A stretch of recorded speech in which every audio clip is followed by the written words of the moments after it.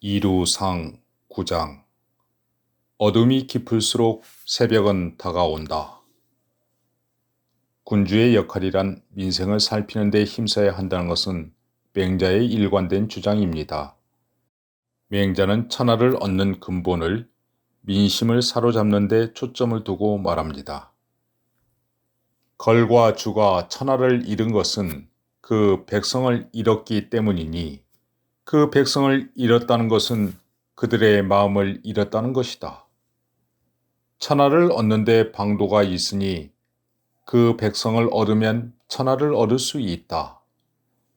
천하를 얻는데도 방도가 있으니 그들 마음을 얻으면 백성을 얻을 수 있다. 그들의 마음을 얻는데 방도가 있으니 하고 싶어하는 일을 나눠주어 모여들게 하고 싫어하는 일을 그들에게 억지로 시키지 말아야 한다. 백성이 어진 자에게 돌아오는 모습이 마치 물이 위에서 아래로 흐르듯 하고 짐승들이 텅 빈 들판을 내닫도록 해야 한다. 이처럼 그 형세를 막을 수 없게 될 것이니 어찌 어진 자에게 돌아오지 않는 백성들이 있겠으리요. 백성이 자신을 사랑하는 어진 자에게 돌아가려는 간절함이 이와 같은데 하물며 어질지 못한 자가 뒤에서 핍박하여 다그치는 경우는 더 말할 것이 있겠는가.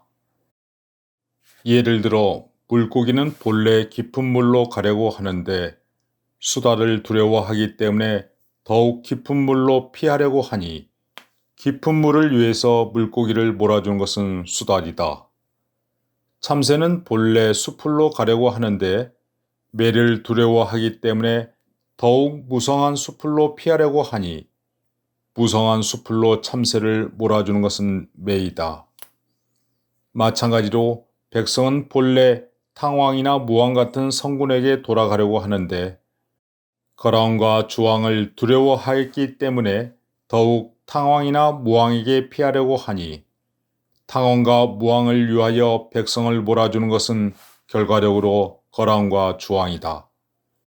지금 천하의 임금 가운데 어진이를 좋아하는 사람이 있다면 백성을 괴롭히고 있는 제후들이 모두 그를 위해 백성을 몰아줄 것이니 비록 왕 노릇을 바라지 않더라도 어쩔 수 없을 것이다. 맹자의 비유는 역설로 가득 찰 경우가 있습니다. 물고기는 연못으로 모여들기 마련인데 때마침 수달이 쫓아오니 연못을 위해 물고기를 몰아주는 자는 수달이라는 비유가 그렇습니다. 울고 싶은데 뺨 한 대 때려준다는 격입니다. 마찬가지 이치로 탕왕이나 무왕처럼 어진 정치를 펼치려는 군주에게 가고 싶은데 자연스럽게 그를 향해 백성을 몰아주는 자는 거랑과 탕왕이라는 것이지요. 어둠이 깊어질수록 새벽은 가까워진다고 맹자는 생각했던 것입니다. 다시 말해 폭정에 시달리는 이때야말로 어진 자의 진가가 발휘되는 시점이라는 것입니다. 그런데 결코 녹록치 않은 현실입니다. 이 점을 잘 알고 있던 맹자였기에 어찌 보면 저주의 말처럼 들릴 정도로 안타까운 마음을 쏟아냅니다. 지금 왕 노릇하기를 바라는 자는 마치 7년 된 고질병에 3년 묵은 쑥으로 질병을 낫게 하려는 것과 같으니 쉬운 일이겠는가? 그러나 만일 지금이라도 쑥을 비축해 두지 않는다면 평생을 다해도 구하지 못할 것이다.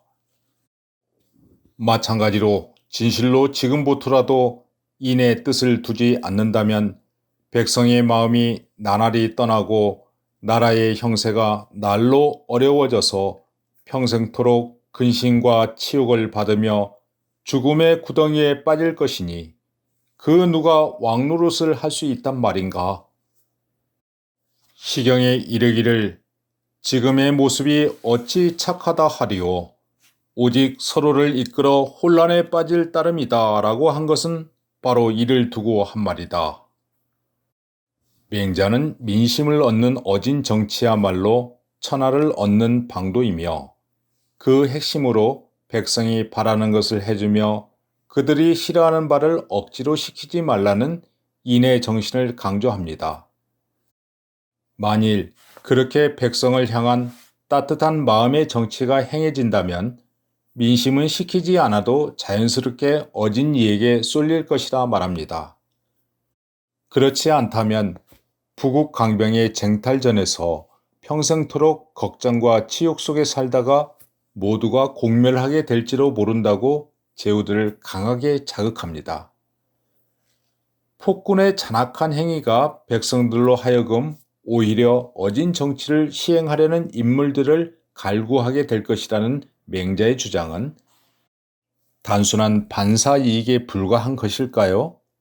아니면 비현실적인 논리적 비약일까요?